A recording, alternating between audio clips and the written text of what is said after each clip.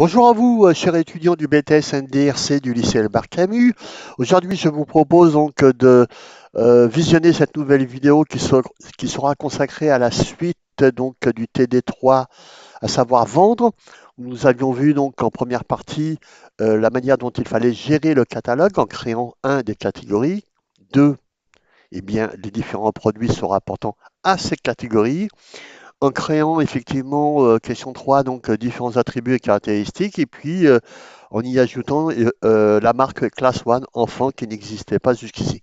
Donc là, nous allons nous intéresser à la partie 2 donc de ce TD correspondant à la gestion des commandes. Donc ici, on vous dit que le site est en maintenance et à cette occasion-là, donc Roman a reçu plusieurs commandes par téléphone, lesquelles commandes correspondent donc à la fiche voilà, note numéro 9. Donc ici, nous avons l'ensemble des commandes effectuées par téléphone et qu'il va falloir évidemment saisir sur PrestaShop.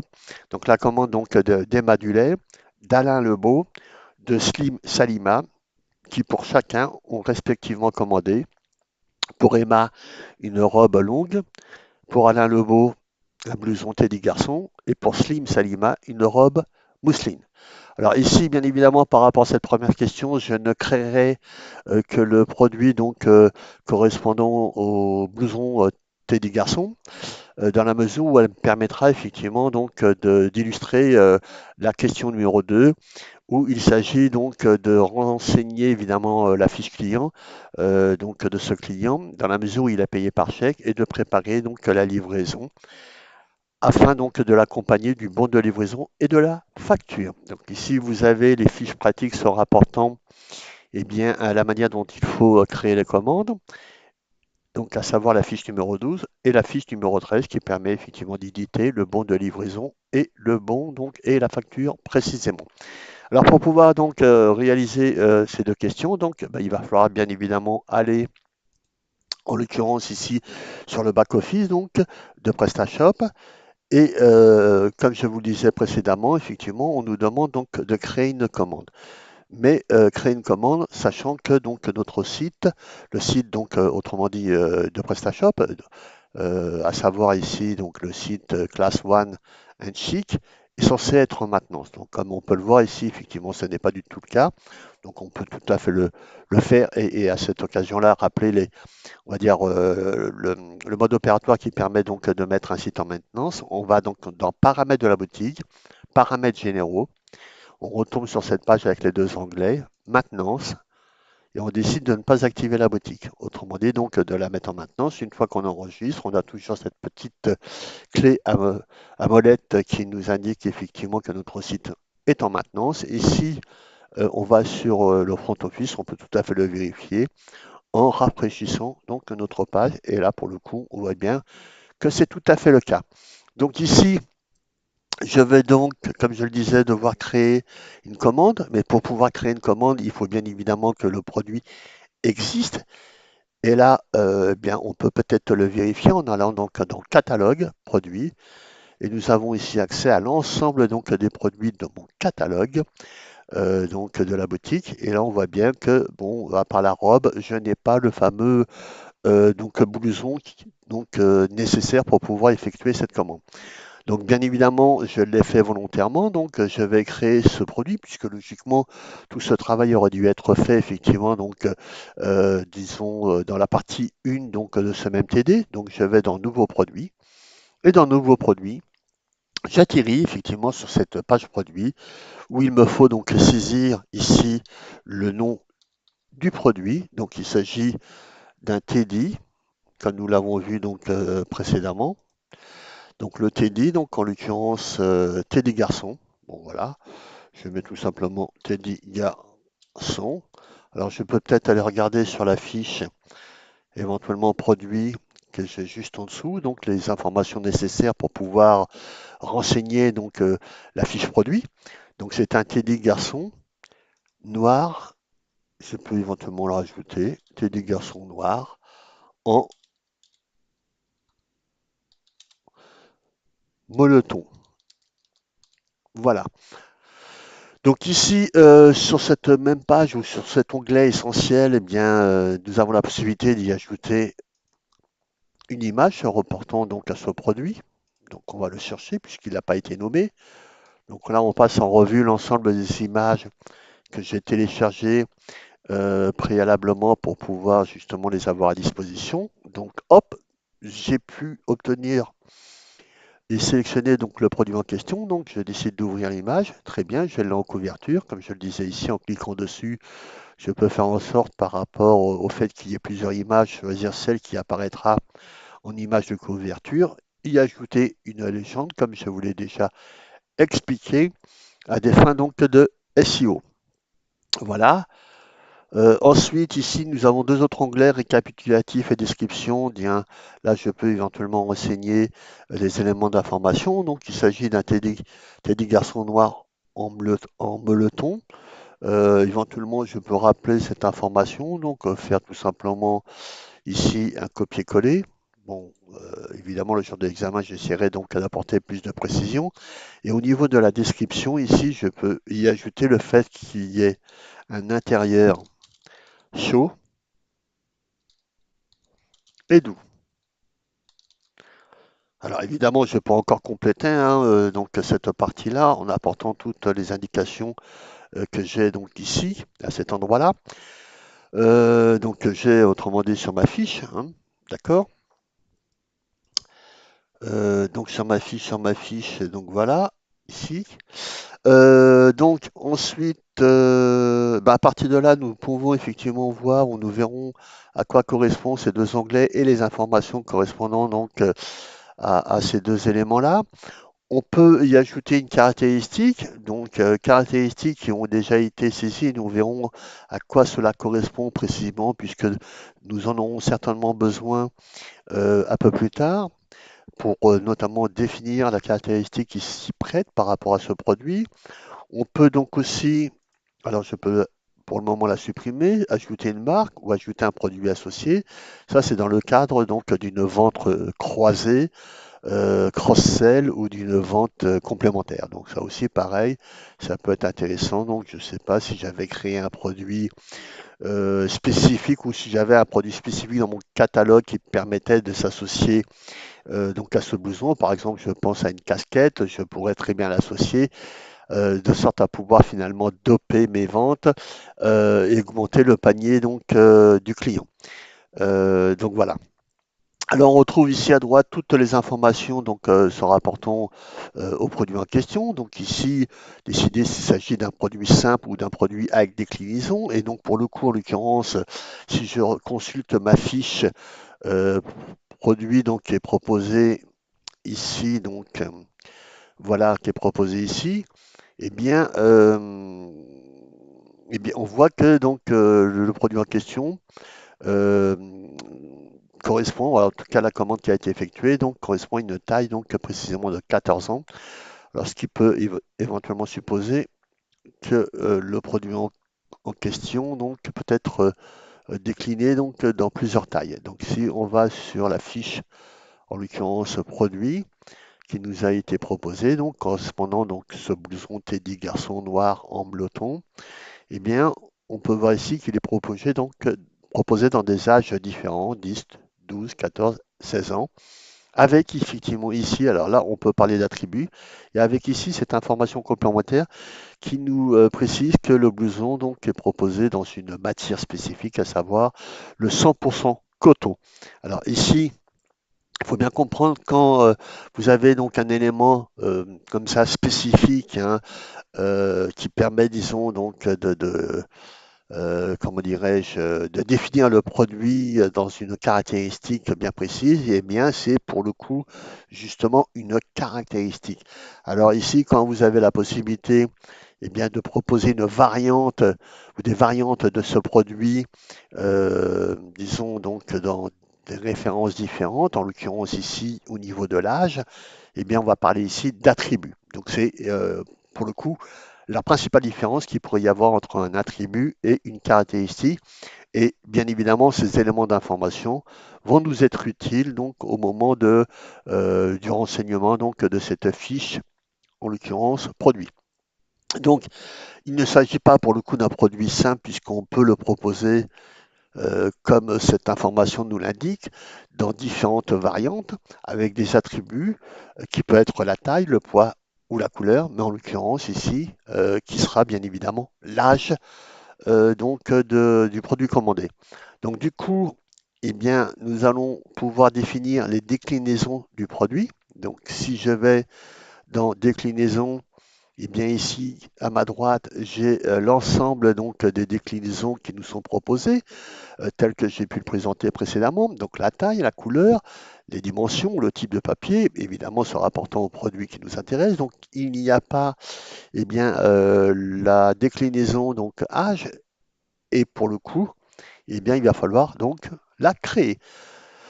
Ce qui m'amène donc à aller dans attributs et caractéristiques donc de la fonction catalogue. Donc j'arrive à cet endroit-là et puis là j'ai la possibilité avec les deux onglets donc de définir attributs et caractéristiques. Alors sachant qu'il nous manque l'attribut âge, nous allons devoir le créer. Donc il suffit tout simplement de créer un nouveau attribut, de le nommer, de répéter deux fois la même chose, donc de définir la façon dont cet attribut va apparaître, soit en liste déroulante, soit en bouton radio, soit en couleur ou texture. Donc ici, on va le laisser tel quel. On va l'enregistrer. On va à nouveau donc cliquer sur cet attribut afin donc d'y afficher donc des valeurs. Alors, ou bien on va directement ici ajouter une valeur, ce sera plus simple. La catégorie qui a été créée donc a été choisie, mais on aurait pu en choisir une autre. Et en termes de valeur, donc on a dit que c'était donc ici 10. On décide d'en créer une nouvelle tout en restant sur la même valeur. 12.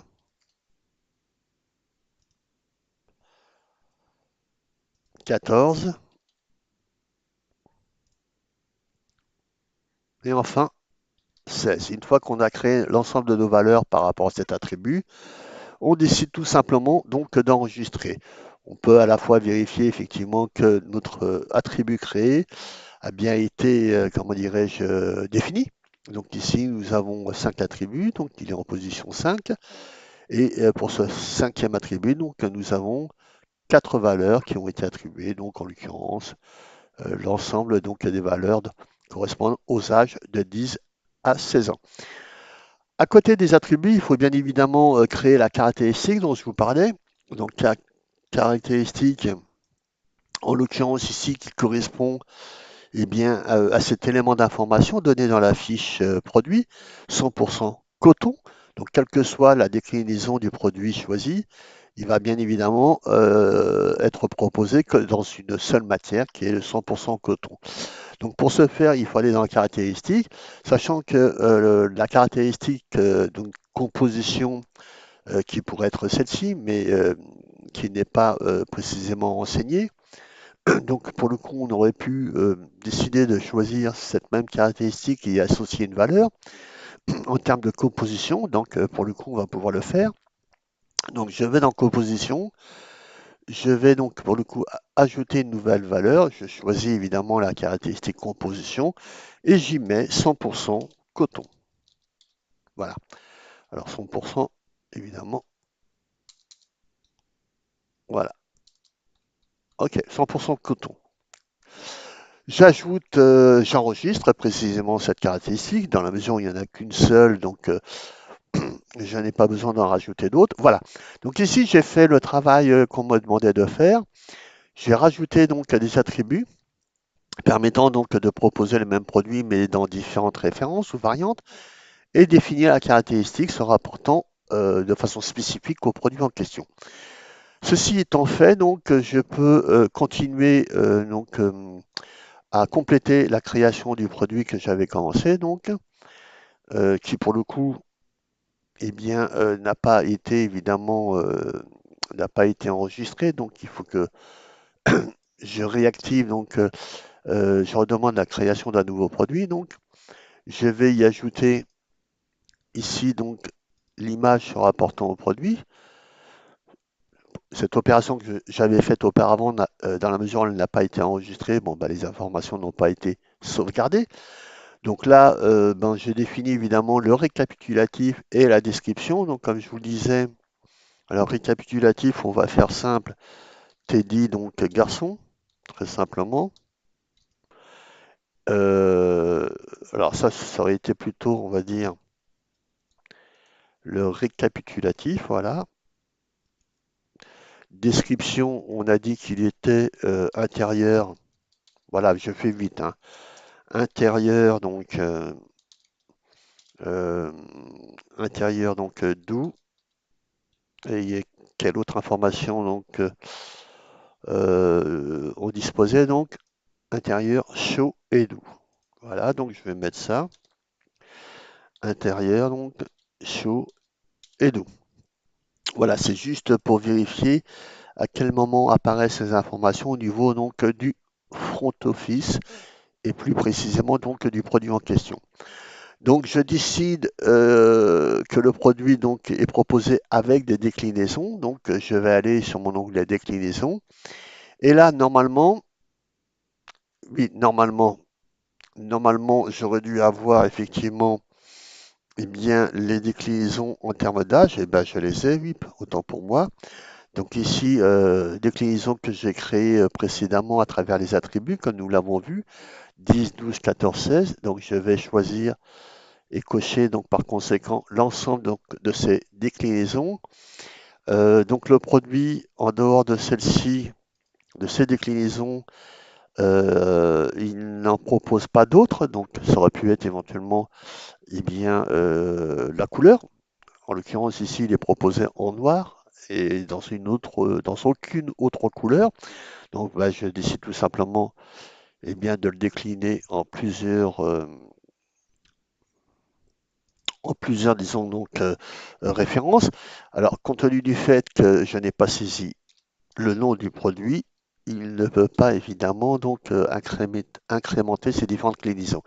Donc, un Teddy, donc on a dit garçon noir. Voilà. Donc, je vais euh, retourner sur mes déclinaisons, générer. Voilà. Donc, comme vous pouvez le constater, il a généré toutes mes déclinaisons se rapportant aux différents âges pour le produit en question. Donc là, plutôt que de renseigner ces différentes informations pour chacun des produits, je vais réaliser une action groupée. Donc en termes de quantité, donc on nous disait que le produit est disponible dans un stock de 125 références. Le prix de vente est de 24 euros, donc 125 quantités. Le prix de vente ici, le prix de vente, ici, je ne sais pas dans quelle mesure je peux le faire apparaître à cet endroit-là. Donc on va quand même le mettre. Prix, donc 24 euros. Ou plutôt, oui, le prix de 24 euros à cet endroit-là, puisqu'il a différencié du prix d'achat. La référence, on pourrait éventuellement aussi la rajouter. Donc ici, un GCO, un GCO, J15 678. J15 678, voilà ma référence. Quantité minimale, niveau de stock bas, l'ensemble de ces autres informations ne sont pas nécessaires à compléter pour le moment, donc je décide d'enregistrer. Voilà. Donc, eh bien, toutes les informations sont saisies. Là, je peux décider laquelle des déclinaisons finalement apparaîtra au niveau de ma fiche produit, donc au niveau du front office. Donc, je décide que c'est celle-ci. Voilà. J'enregistre ces informations, bien évidemment. Je prends la peine de le faire au fur et à mesure de ma progression. En termes de livraison, donc ici, je n'ai rien, aucune information à faire apparaître. En termes de prix, bon, eh bien, je vais peut-être le faire apparaître ici, les 24 euros.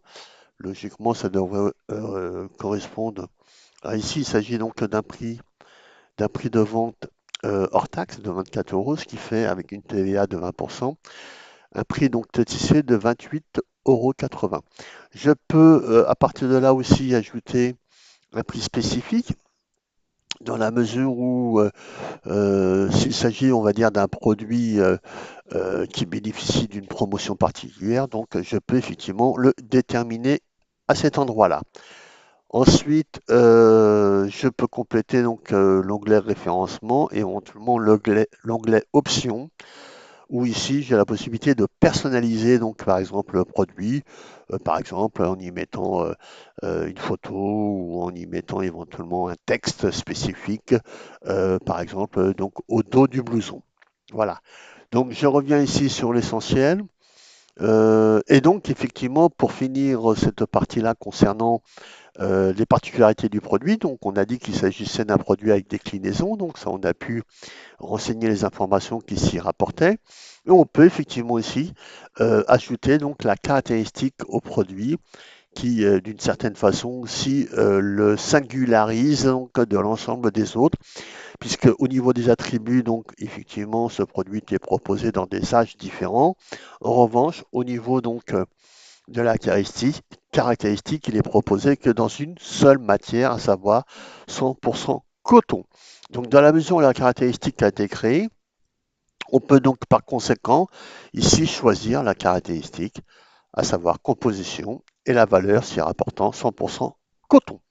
Donc une fois que j'ai fait ça, je décide de la rajouter. Et dernière petite chose par rapport à l'ensemble des paramètres se rapportant donc à la fiche produit, eh bien je vais renseigner ici, en dehors donc d'avoir mais ces différentes informations, puisque même si j'étais sur déclinaison, donc par rapport au produit, je pouvais évidemment le créer à cet endroit-là, me semble-t-il, mais je peux aussi le faire à cet endroit-là, puisque bon, donc l'impact sur le produit, donc il y a voilà, c'est pas tout à fait ça, donc il va falloir évidemment que je modifie toutes ces informations que j'ai bien évidemment précédemment enregistrées. Donc ça, je vais supprimer tout ça puisque je pense que c'était pas du tout ce qu'il fallait faire. Donc voilà, je décide d'enregistrer et donc j'espère que à partir de là, ça n'aura pas donc de grosses conséquences sur le reste donc des manipulations créées. Ou bien à la limite, le mieux, donc je le fais justement devant vous, je décide de supprimer toutes les déclinaisons et de repartir donc sur une page neuve. Voilà. Donc pour ce faire, je choisis à nouveau mes déclinaisons, voilà, et donc je génère finalement, voilà, je génère donc l'ensemble des déclinaisons se rapportant au produit en question. Donc quantité, on a dit qu'il y en avait 125. Le prix d'achat, tout ça, je vais peut-être le renseigner ailleurs. Donc, je décide d'enregistrer. Et donc, du coup, si je reviens sur l'essentiel, voilà, donc 24 euros, effectivement, c'est très bien. Ce qui donne donc un produit à 28,80 euros 80 TTC.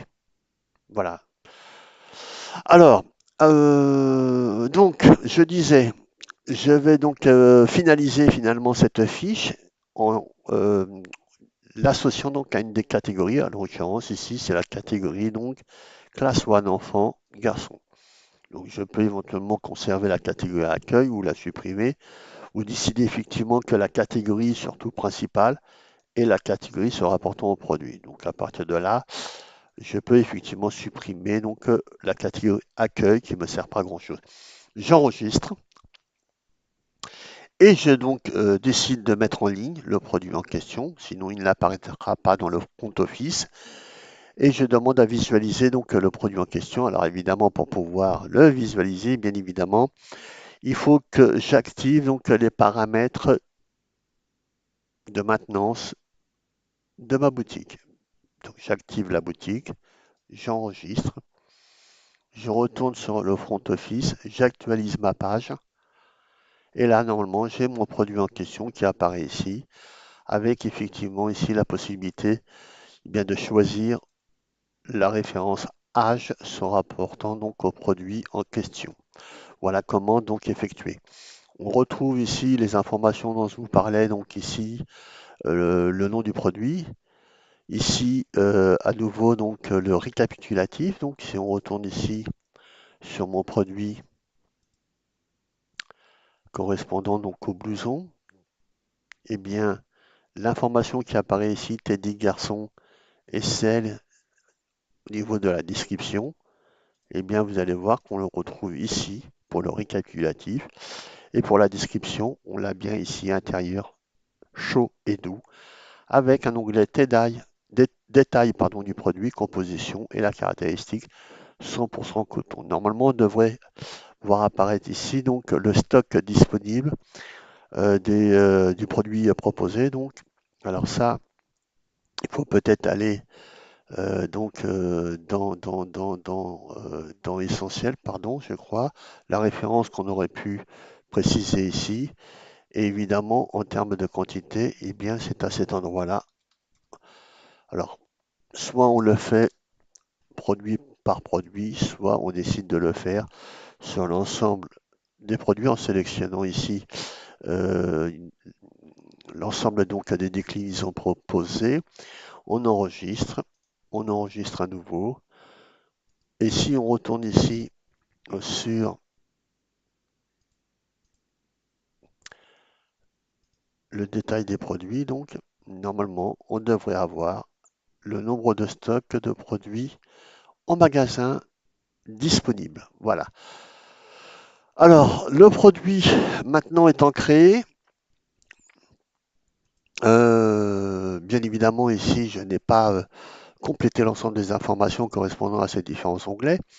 Le jour de l'examen, bien évidemment, il s'agira de le faire. Alors, c'était juste pour vous expliquer et revenir sur quelques éléments euh, disons, correspondant aux manipulations que vous auriez dû faire dans les TD précédents. Donc ici, mon produit étant créé, je vais pouvoir passer ma commande tel que on me le demandait effectivement ici, donc en question numéro 1. Alors ici, je vais passer la commande pour l'essentiel, comme je le disais tout à l'heure, correspondant donc ici à la commande donc d'Alain Lebeau. Alors pour pouvoir le faire, eh bien, je vais sur mon back-office, je vais dans commande, commande, j'active donc la fonction commande à nouveau. Voilà. J'atterris ici, puis je vois toutes les commandes qui ont été réalisées jusqu'ici. Donc voilà, nous en avons deux de correspondants donc à nos deux clients. Et là, je vais créer la commande donc du client Lobo. Alors, compte tenu du fait que cette commande n'existe pas, donc je vais ajouter une commande. Si jamais cette commande ou la fiche client donc correspondant euh, à la commande reçue existait, donc là je pourrais faire une recherche client. Si je tape Lobo, ben, je peux vérifier que ce client n'existe pas. Si je tape du lait, sachant que c'est un client qui a déjà été créé, donc, eh bien, on voit apparaître effectivement la fiche client qui nous permet donc d'effectuer la commande associée au client en question. Donc là, ça signifie que je vais devoir créer le nouveau client. Ici, je renseigne évidemment ma fiche se rapportant au client. Donc c'est Alain Lebeau. L'adresse mail d'Alain Lebeau, donc ici, ça correspond à lebeaufree.fr. Donc lebeau@free.fr. Le mot de passe, eh bien, je crée celui correspondant au mot de passe de connexion pour PrestaShop, donc admin Presta. Voilà. La date de naissance de ce monsieur, c'est donc le 21 février 60. Donc 21 février 1960. Donc voilà, février et le 21. Voilà.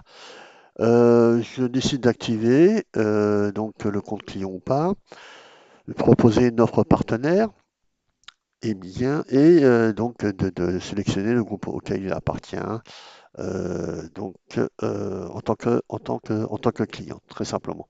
Une fois que j'ai fait ça, j'enregistre. Voilà, j'ai décidé de ne pas enregistrer le mot de passe au niveau donc de mon navigateur. Donc le client correspondant donc à la commande que je dois, on va dire, saisir, donc a été créé.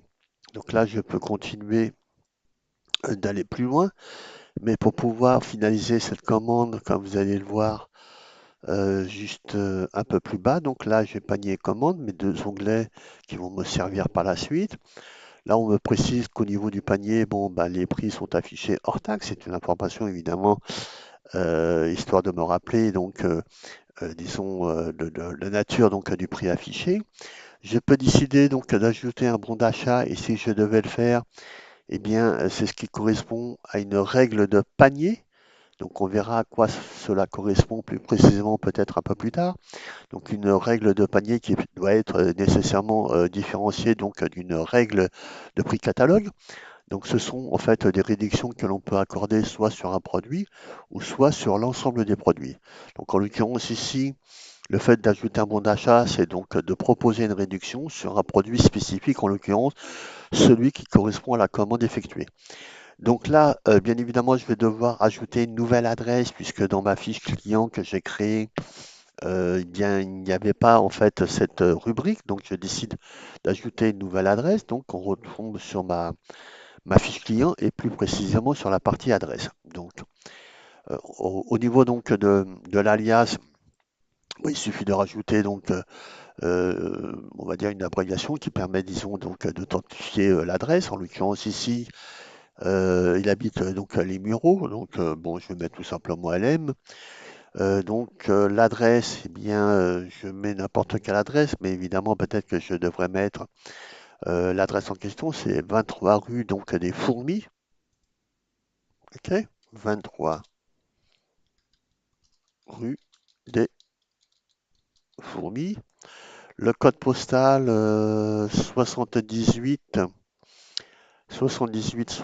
130, 78 130. Et nous sommes donc sur, évidemment, nous sommes pour le coup dans les Yvelines, à savoir les Mureaux. Donc, les Mureaux, voilà pour la ville.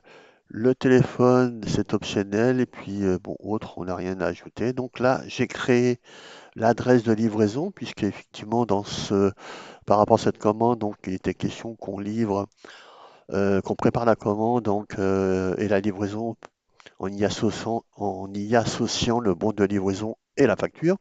Donc là, je vais pouvoir, pour le coup, finaliser donc ma commande dans la mesure où l'adresse de livraison donc a été renseignée. Nous l'avons à cet endroit-là.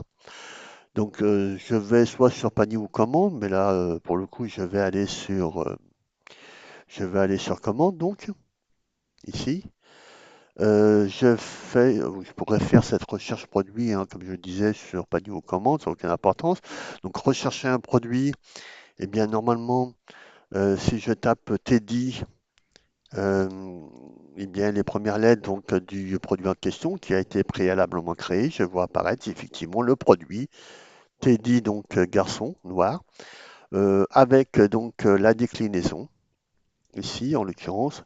Alors il y a le prix qui s'est ajouté, donc là, semble-t-il, c'est une erreur.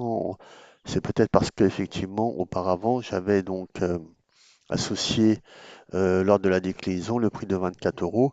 Donc pour ce faire et pour éviter évidemment donc toute confusion, c'est intéressant évidemment d'être confronté à ce genre donc de particularités. Donc ça permet effectivement eh bien, de vérifier et de contrôler et de modifier ce qui peut apparaître. Donc là, pour le faire, il faut que j'aille dans Produit. Produit, je vais à nouveau sur le blouson en question. Je retourne sur Déclinaison et là, pour le coup, eh bien, je devrais effacer si l'occasion m'en est donnée. En l'occurrence, Ce n'est pas le cas. J'aurais dû, donc je devrais pouvoir effacer cette information, donc prix final. Donc là, c'est très intéressant dans la mesure où euh, je ne peux pas y accéder de façon directe. Donc je vais recommencer très simplement.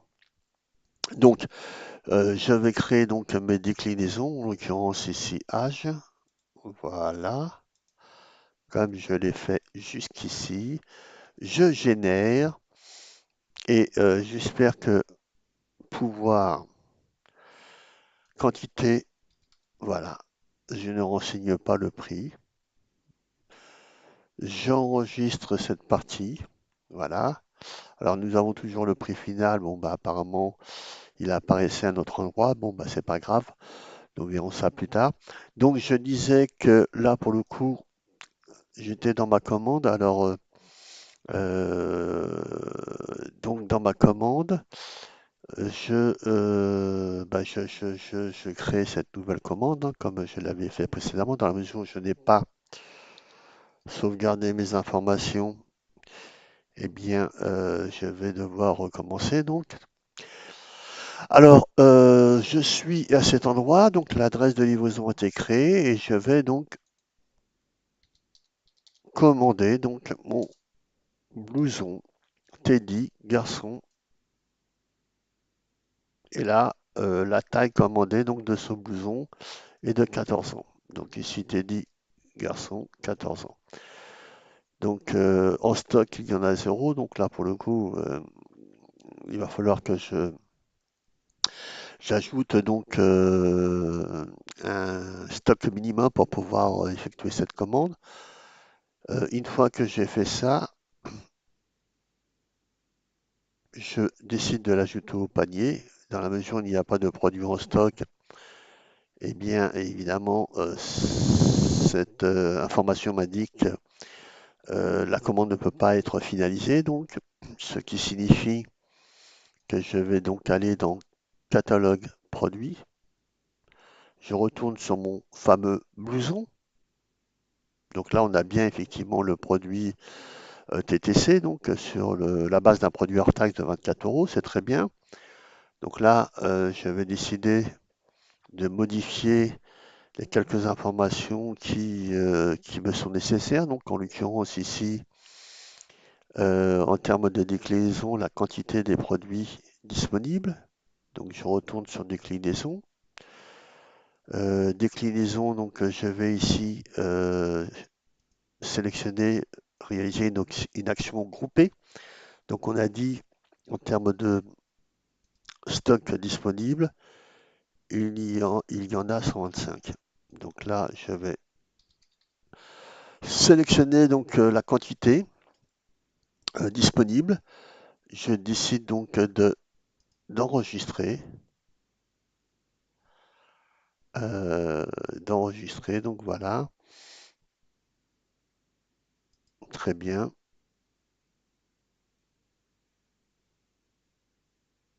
Et j'enregistre à nouveau ici pour être sûr que tout soit pris en compte. Je retourne enfin à nouveau sur ma commande. Commande ici. Je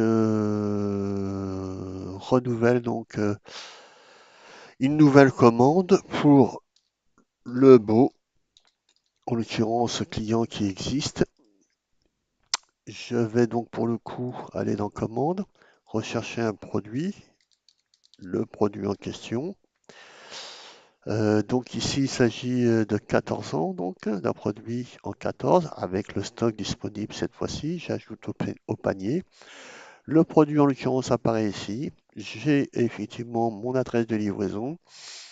Là, je peux décider donc de préciser la livraison, le mode de livraison, donc soit en retrait en magasin, soit livré le lendemain, avec des frais de port de 8,40 € dès lors qu'ils ont été, comment dirais-je, paramétrés au niveau de la fiche transporteur.